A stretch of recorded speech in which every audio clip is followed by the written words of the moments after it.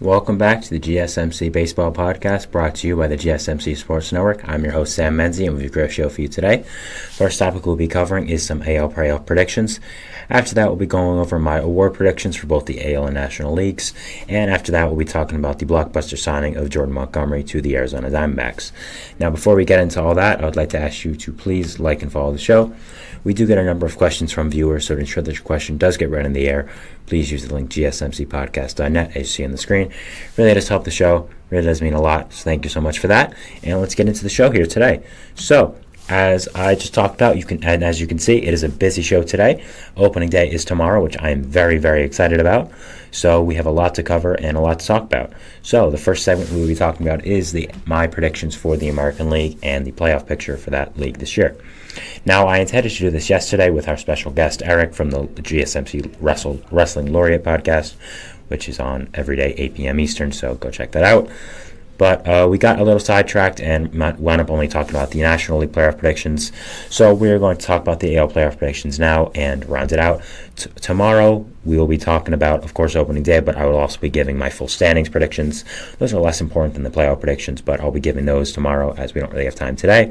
So I'll be on the lookout for that tomorrow. But before we get into the AL playoff predictions, I would like to mention yesterday I did talk about I had the Reds winning the NL Central. Now, I still do stand by that take. I believe the Reds will. But over the course of the show for the past few days, I've talked about Matt McLain, one of their biggest stars, and him having a shoulder injury, which I thought was no big deal and would only take him out for a little bit. I was wrong, obviously, as it was announced today, that they don't know if he'll be back this season, which is a drastic step than what I thought. So it's a big loss to the Reds, but I still stand by my take. But I wanted to apologize that I did not get the right information out, that I said he wasn't going to be out for that long. Obviously, I was wrong in that way. So, I'm not a medical expert. So next time I'll try to get my sources more carefully there. But again, not a huge deal for the Reds, but still, he's a very good player. But I still stand by the Reds winning the Central. So just to go over the takes I had yesterday for the NL, then we'll go straight into the AL without the sidetracking I've done now. I had the Los Angeles Dodgers as the 1 seed, the Atlanta Braves as the 2 seed, Cincinnati Reds as the 3 seed, the Arizona Diamondbacks as the 4 seed, the Philadelphia Phillies as the 5 seed, and the San Diego Padres as the 6 seed. I explained those yesterday, so if you want to check them out, videos on the channel, GSMC Podcast Network and GSMC Sports Network. So go check out the video if you would like to see my predictions there. So yeah, let's get straight into the AL now, and I'm really excited to share my thoughts. So here we go. So first, in the 1 seed for the American League, I have the 1 seed of last year. I think they're going to go twice back-to-back now, the Baltimore Orioles. Now, I did not have the Orioles winning the AL East for most of the offseason, especially after the Yankees acquired Juan Soto. But with the recent injuries to Garrett Cole and Aaron Judge also being a little nicked up as well, I picked the Orioles now for a lot of reasons. One, I think they added a lot to their pitching this offseason. I think Corbin Burns is an incredible player and a true ace that they've been missing. I think the other players in the rotation, like Dean Kramer, John Means, Grayson Rodriguez especially, are going to step up and become really good pitchers. I think once Kyle Bradish gets healthy, that's a really great number 2 for Baltimore.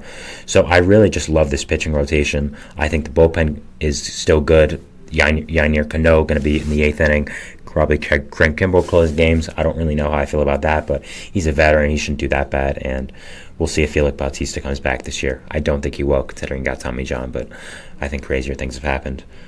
But just going away from the pitching now, let's talk about what the Orioles' strong suit is, of course, which is their hitting core.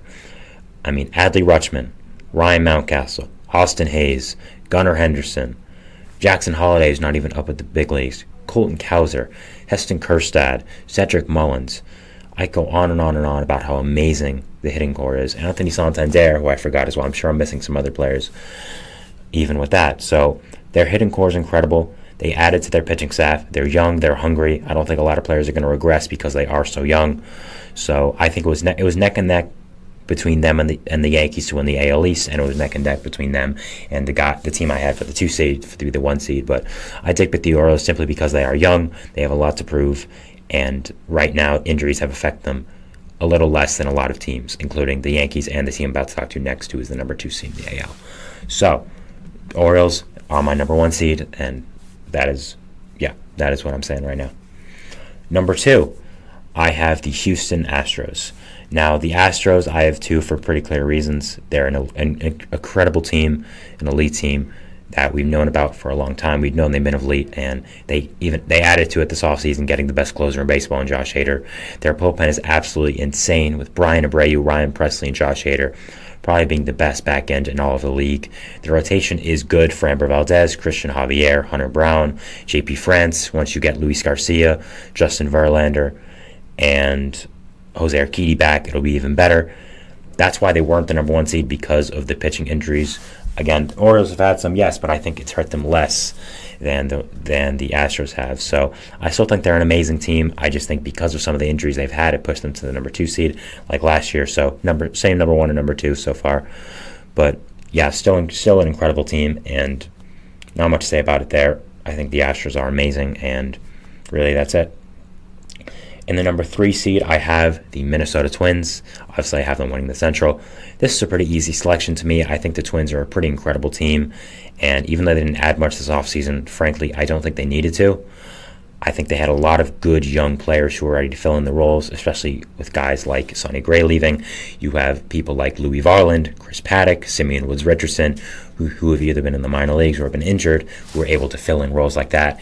You have Pablo Lopez, Joe Ryan, Bailey Ober, who is already in the pitching staff to make it still an incredible unit. So you added Carlos Santana as well, who's a nice addition. I like what you got back in the Jorge Polanco trade. You're going to have guys like Brooks Lee there.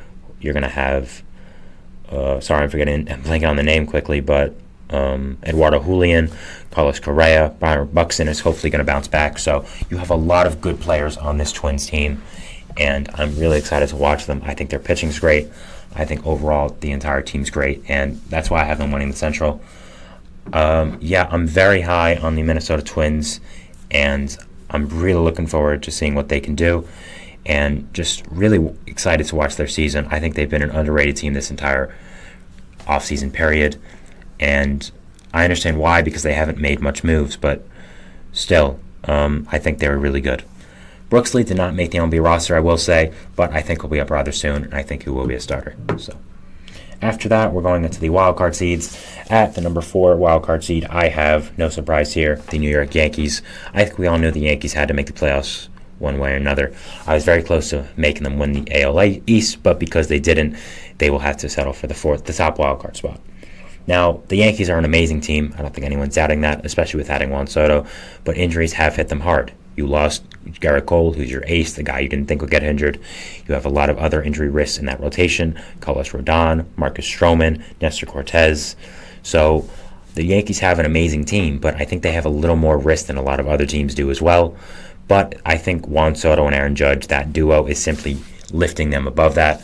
You also have so many other complementary players in that lineup as well. You have now Anthony Volpe, DJ LeMahieu when he gets back healthy, Anthony Rizzo, hopefully going to be fully healthy this year, Austin Wells, Jose Trevino, and a nice catching platoon, Jason Dominguez whenever he gets back. So I think the Yankees have a pretty amazing team, and no matter what injuries they have, I don't think it would have stopped them. So it was pretty clear they had to be in the playoffs in my predictions. So that is where I put them in number 4. But again, I don't think the Yankees being number 4 is an indictment on them, on their ability.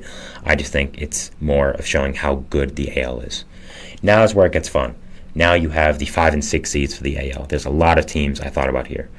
There's probably 5 or 6 teams I thought deserved these 2 spots, but I'll explain why I ended up going with these 2 teams. So in the number 5 seed, I have the Seattle Mariners. Now, the Mariners are a team I'm very high on. I think their young talent's pretty incredible. Already having Julio Rodriguez, you also have amazing young starters like Emerson Hancock, who just came up, Brian Wu, who is starting the season on the IL, but hopefully you can get him back, George Kirby, Logan Gilbert, Luis Castillo. So you have an amazing pitching staff. Your bullpen's pretty nice as well. So that was part of it.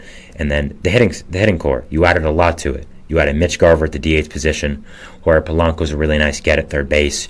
You already have some nice guys there. Of course, you have Julio. You have some other nice guys in the outfield as well, complementing that team. J.P. Crawford there as well. Ty France, hopefully looking for a bounce-back season.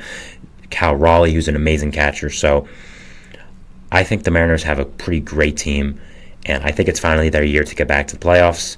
I think they could do some damage in the playoffs if everything goes right. I think with their young pitching staff, I'll be really watching them too. So yeah, I think the Mariners are definitely a very good team, a team to watch out for, and I was very close to not putting them in the playoffs, but I did in the end. And the number 6 seed here, the team that I have being the final wildcard spot, which might come as a surprise if you've listened to this podcast, and that is going to be, for me, it is going to be the Texas Rangers.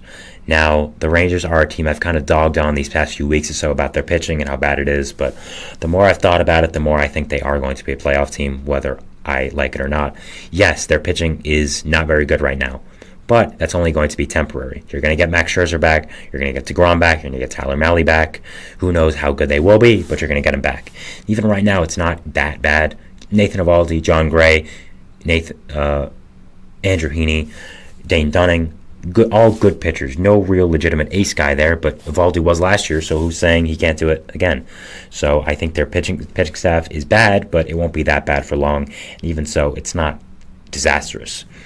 And then you have the young hitters. You have Evan Carter, you have Wyatt Langford, and Wyatt Langford is one of the big reasons I have this team in the playoffs. I just think Wyatt Langford is such an incredible talent that he's going to put such a big addition to that lineup. Already, that's amazing. I mean, going over this lineup, it's just the pure amount of talent in this Rangers lineup is absolutely insane. Jonah Heim, Nathaniel Lowe, Marcus Semien, Corey Seager, Josh Young, Adolis Garcia, Wyatt Langford, Ezekiel Duran, Evan Carter. That's an insane amount of talent. There's no bad hitter there. There's no hitter where you can go, okay, you know what? It's getting a little weak now towards the end of the lineup. We can lay off this guy. No. That's just insane to me how good of a hitting core they have. So that's really the big reason I have them in the playoffs. I just think their hitting core is going to be so good. So, yes, I have 3 AOS teams in the playoffs. So, overall, that is what I think is going to be the playoff picture for now. Now, explaining why I left some of the other teams out. First, we'll go with the Blue Jays. I left the Blue Jays out, not, again, for a reason of them being bad. It's just I think they need to do a little bit more this offseason. I think they've had a lot of potential these last few years, and I don't think the moves they did this offseason were enough to get them over teams who added a lot, like the Mariners and the Rangers, who are adding with young players. So the Blue Jays, very good, but Yari Rodriguez, Justin Turner, Isaiah Kiner-Falefa, I just don't think these are guys that are going to be big enough additions to get you over that hump. I think an Ohtani would have been, and I think a Soto would have been, but obviously they didn't get either. So I think they're still a very good team, but I think there's teams better than them, and I think it's more of an indictment on how good the AL is than how bad the Blue Jays are. Their counterpart, the Rays. The Rays are a very good team, but I just think there's too many question marks about them right now. What's going on at shortstop? How is the pitching rotation going to handle all the injuries? So I think they're very good, but again, I just think with all the question marks they have, I wasn't comfortable putting them in the playoffs. So that's it. And yeah, again, Rays, very good team, and a team I thought a lot about putting in, but I just couldn't find a spot for them. I think the other teams are better.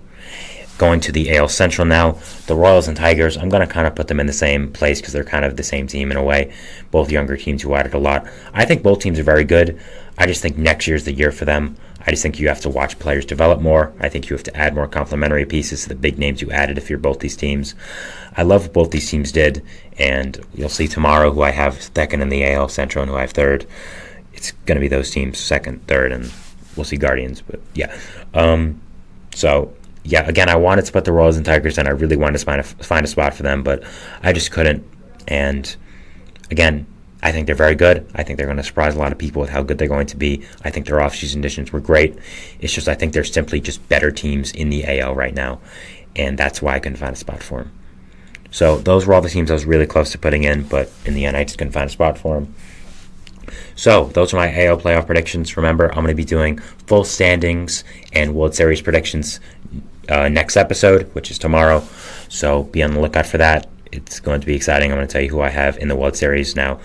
It's a very early pick, but obviously it is the preseason one. So yeah, we'll talk about that. But first, we're going to go to a break here, and we'll talk about our second segment today, which is going to be about the AL award predictions. I've been holding off on doing this for a little while now. So yeah, just going to talk about my award predictions for the AL and the guys I have winning the awards. And we'll see you after that. So thanks, and see you then. Bye.